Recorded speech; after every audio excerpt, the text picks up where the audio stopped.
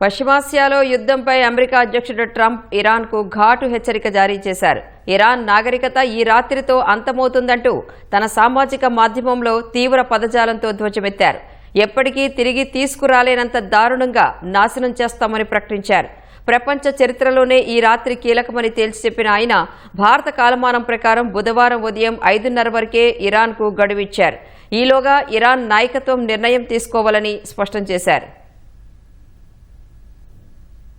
పశ్చిమాసియాలో ఓవైపు యుద్ధం ఉధృతంగా సాగుతుండగా మరోవైపు అమెరికా ఇరాన్ మధ్య మాటల యుద్ధం తారాస్థాయికి చేరింది. హర్మూజ్ అంశంలో వెంటనే ఒప్పందం చేసుకోకపోతే ఇరాన్ మొత్తం ఒక్క రాత్రిలోనే తుడిచిపెట్టుకుపోతుందని గత రాత్రి అమెరికా అధ్యక్షుడు ట్రంప్ చేసిన హెచ్చరికలపై ఇరాన్ ధీటుగా స్పందించింది. ట్రంప్ హెచ్చరికలకు భయపడేది లేదన్న ఇరాన్ ఆయన హెచ్చరికలు అమెరికా ఇజ్రాయెల్ దళాలకు వ్యతిరేకంగా కొనసాగుతున్న దాడులపై ఎలాంటి ప్రభావం చూపబోవని పేర్కొంది. వరుస సైనిక వైఫల్యాలతో ట్రంప్ బాధ్యతారాహిత్యమైన బెదిరింపులు, ఆధారాల్లేని ఆరోపణలు చేస్తున్నారని ఖాతం అల్ అన్బియా సెంట్రల్ హెడ్ క్వార్టర్స్ ప్రతినిధి చెప్పినట్లు ఇరాన్ కు చెందిన ప్రెస్ టీవీ వెల్లడించింది. ట్రంప్ పై Iran parliament speaker Mohammed Bagar గాలిగాఫ్ సలహాదారు మెహదీ మహమ్మదీ మండిపడ్డారు. ఇరాన్ ముందు లొంగిపోవడానికి ట్రంప్నకు 20 గంటల సమయం మాత్రమే ఉందన్నారు. లేని పక్షంలో ఆయన మిత్రదేశాలు రాతి యుగానికి చేరుకుంటాయని హెచ్చరించారు. తాము వెనక్కి తగ్గేది లేదన్నారు. మరోవైపు ట్రంప్ హెచ్చరికల నేపథ్యంలో దేశాన్ని కాపాడుకోవాలని యువతను ఇరాన్ ప్రభుత్వ television supreme council of youth and adolescents కార్యదర్శి అలీరజా రహీమీ కోరారు. దేశంలో విద్యుత్ కేంద్రాల చుట్టూ మానవహారాలు ఏర్పాటు